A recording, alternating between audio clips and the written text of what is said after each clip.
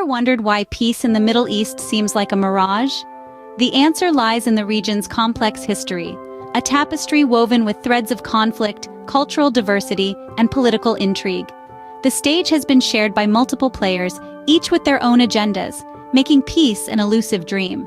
Despite numerous attempts, peace has remained a distant goal, often slipping like sand through the fingers of those who reach for it. But then, a glimmer of hope emerged in 2020, a historic agreement known as the Abraham Accords. The journey to the Abraham Accords was a winding one, steeped in political maneuvering and diplomatic efforts. The road to peace is rarely straightforward, and this was no exception. In the complex landscape of Middle Eastern geopolitics, the path to the Abraham Accords was paved with significant events and influenced by major players. The United States played a crucial role in this journey. The American administration, led by then-President Donald Trump, was instrumental in facilitating negotiations. The United States leveraged its diplomatic weight and long-standing relationships with countries in the region to bring parties to the negotiation table. The shifting political landscape in the Middle East also set the stage for the Abraham Accords. For years, the region had been characterized by conflict and instability. However, the growing threat of Iran's influence and the desire for economic development created a shared common ground among nations. This, coupled with a growing fatigue from endless conflict, led to a willingness to explore new avenues for peace. An important precursor to the Accords was Israel's agreement to suspend its plans to annex parts of the West Bank, a highly contentious issue that had been a major roadblock to peace talks. This move signaled a shift in Israel's stance and a willingness to compromise for the greater goal of regional stability. The United Arab Emirates and Bahrain, two Gulf states with their own unique set of interests and concerns, saw an opportunity in this shift. They recognized the benefits of normalizing relations with Israel, both from a security standpoint and as a way to bolster their economies and global standing. In this intricate dance of diplomacy, each step was carefully calibrated, each move meticulously planned. It was a chess game played out on a global stage, with each player navigating their way through a maze of political considerations, regional dynamics, and national interests. These efforts culminated in a historic moment on September 15, 2020. The signing of the Abraham Accords marked a new era in Middle East relations, a testament to the power of diplomacy and the potential for change in a region long marred by conflict. On a sunny day in September, history was being made on the South Lawn of the White House.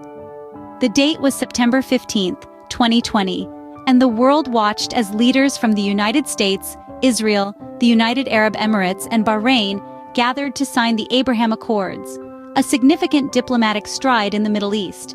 The Abraham Accords, named after the patriarch Abraham to signify the shared heritage of the three Abrahamic faiths, entailed a formal normalization of relations between Israel and the two Arab states.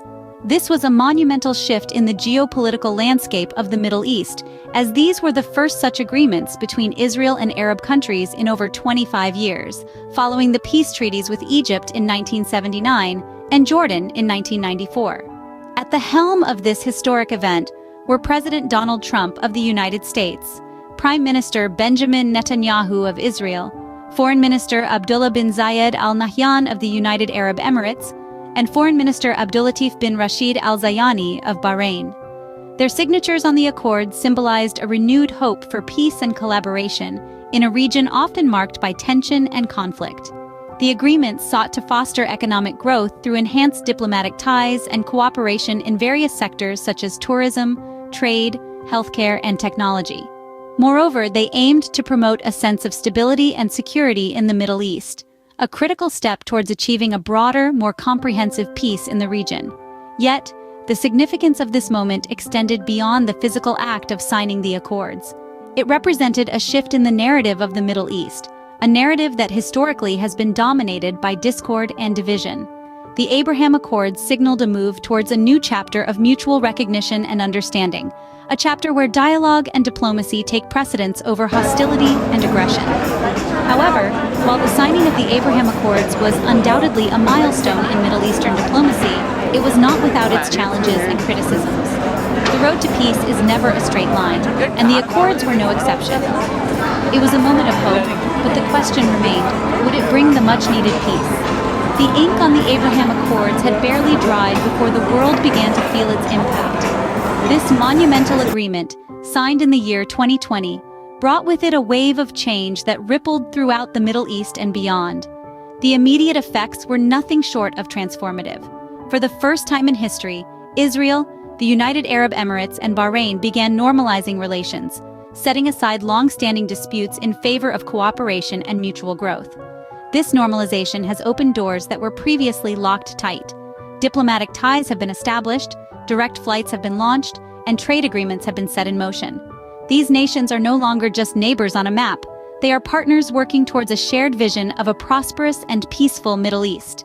But the impact of the Abraham Accords extends further than the immediate players. It has set a precedent that peace is possible, that diplomacy can prevail over discord. Other nations in the region are taking notice, considering their own path towards normalization. Saudi Arabia, for instance, a major power player in the region, has begun to show signs of a shift in its stance towards Israel. Yet it's important to note that the accords are not without their critics. Many argue that this agreement simply glosses over the complex and deep-seated issues that have fueled tension in the region for decades. The Palestinian question, for instance, remains largely unaddressed, leaving many to wonder about the implications for a comprehensive and enduring peace in the Middle East.